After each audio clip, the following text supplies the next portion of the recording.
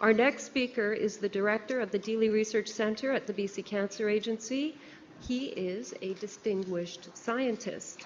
Now, when a scientist is referred to as distinguished, it means that he or she has made significant scientific contributions to the world's understanding of cancer and has also advanced global understanding of this disease and our potential to treat it. So very, very pleased again to have another fantastic presenter for you today. Please join me in welcoming Dr. Brad Nelson.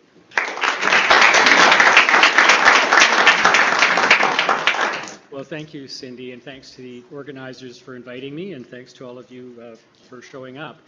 And I'd just like to clarify, when you become a distinguished scientist at the BC Cancer Agency, it just means you've got gray sideburns. That's what it correlated most closely with. Anyway, the title of my talk is Curing Cancer with Killer T Cells. So we're going to talk about cancer, but mostly we're going to talk about the immune system and how we and others around the world are trying to develop an entirely new form of cancer treatment that eventually I think will get us away or allow us to dial back on chemotherapy and radiation, and instead, with a better understanding of the immune system, really help patients fight their own tumors using their own natural defenses. So I'll just start with a shot of my crew. We're at the Cancer Agency building, which is just, as mentioned, on the campus, across the parking lot from the emergency at Jubilee. And up on the third floor, you'll find us in the Dealey Research Center. There's a group of about 40 of us, and we're a mixture of faculty members such as myself, and then postdoctoral fellows, grad students from UVic and UBC, undergrads as well. And in the summer, we even have a high school internship program, so we have 4 high school students with us each summer. And we're all focused around this idea of immunology, studying the immune system, how it responds to cancer. So you may or may not have heard, but cancer immunotherapy is one of the hottest areas now in cancer research.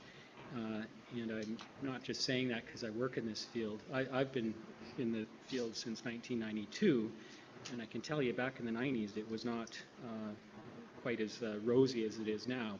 In fact, in those days, people who studied the immune response to cancer, we were seen as kind of flaky, you know, by the real hardcore cancer researchers, sort of in the same grouping as people who study acupuncture or something.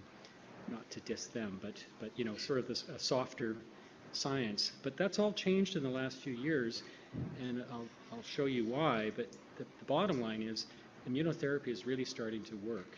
We're actually starting to get hardcore results showing that patients are being cured of their cancers using immune-based approaches. And so Science, the journal Science, which is the top, or one of the 2 top science journals in the entire world, named cancer immunotherapy the breakthrough of the year in 2013.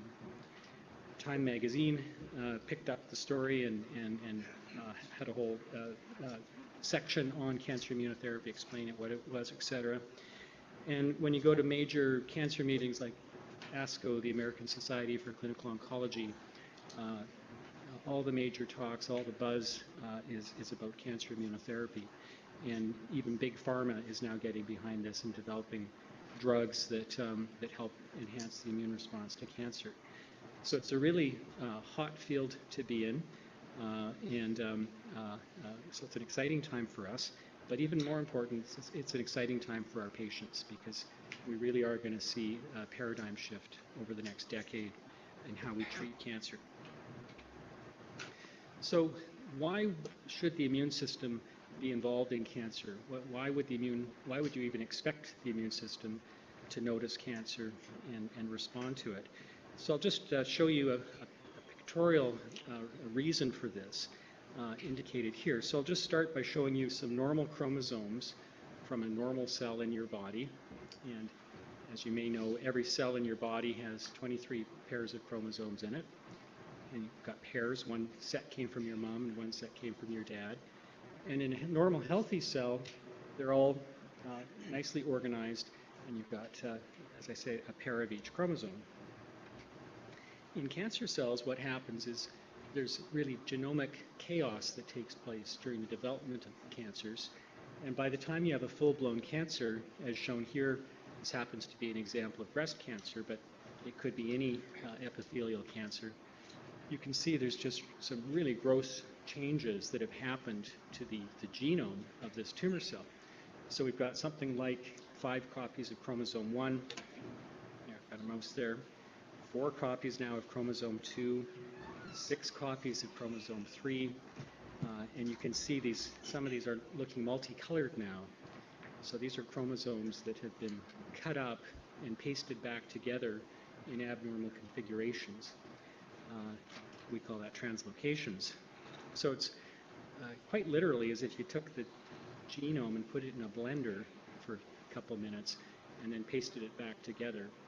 That's what you get in cancer. And most of the time when this happens in a cancer cell, the cells just die.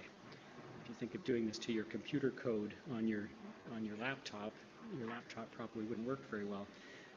But once in a blue moon, you get just the perfect storm of mutations that instead of the cell dying, it actually gains these superpowers and starts growing out of control and invading other parts of the body. And that's what presents to us as a full-blown cancer. So cancer is still a rare event, considering you've got something like 10 to the 14th cells, and most of us won't develop cancer. It still is quite a rare event, but when it happens, these are the results. So if you think you're being the immune system's job is to notice when there's foreign invaders in the body. So at some point, cancer cells get so screwed up that they start to look foreign, and the immune system recognizes and starts to destroy them. And that's what this looks like. This is a view of an ovarian cancer from one of the patients at our center who donated her tumor for research. And what we mostly see here, blue cells, I'm not sure how well the colors are showing up, but these blue cells, cobblestoney things, are the cancer cells. And then I've stained in brown, green, and red some of the immune cells that have infiltrated into this tumor. So tumors literally get invaded by the immune cells. And these cells can go right up to the tumor cells and attack them and kill them under the right conditions. So this patient has not received immunotherapy or anything. She walked in off the street for her first surgery, having been diagnosed with ovarian cancer. And this is what her immune system was spontaneously doing. On its own, it was starting to attack the tumor. So she's lucky from that perspective. And when we see these kind of reactions in the tumor, and then look at long-term outcomes of patients, and we've done this by following hundreds of patients, we see that patients with these kind of immune reactions live 2 to 3-fold longer than patients who don't mount these kind of responses. So cancer patients often feel like their immune system is really important and is protecting them from their disease, and they're absolutely right. Now we've got the evidence to really back up those instincts. So immunotherapy is just really about understanding what the body's trying to do anyway, and learning how we can enhance that process. So this is what the battlefield looks like. This is the situation that we're trying to intervene in and make a positive difference. So most of this sort of in the field here, except for you see a little bit of fat here, the rest of it is a tumor. This is another patient, ovarian cancer again, but it would be the same for other cancers. So we're looking at the tumor as the battlefield, and these colorful cells are the immune cells, the B cells, T cells, etc.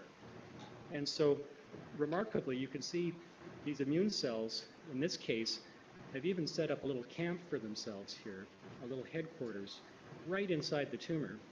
And this is known as a tertiary lymphoid structure. It resembles a lymph node, which is actually forming in the tumor. And there's all sorts of equipment and gear and that sort of thing found in these centers that the immune cells can use to fight their battle. So this is the headquarters. And then we have some foot soldiers out here, which we call TIL, tumor infiltrating lymphocytes, which have left the canteen here and have actually marched out into the field and are, we hope, attacking the tumor cells.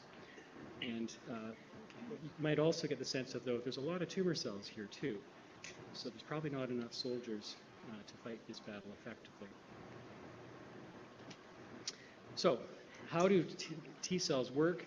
T cells are the main soldiers that we're interested in. It's through hand-to-hand combat. They don't literally punch tumor cells, but almost. They latch onto them, poke holes in them physically, and inject toxic compounds into them. And they can make a tumor cell dissolve within a few minutes of contact when everything goes right. So we imagine these foot soldiers are out there poking holes in the tumor and actively killing the tumor cells. And again, we want to find ways to help them do that.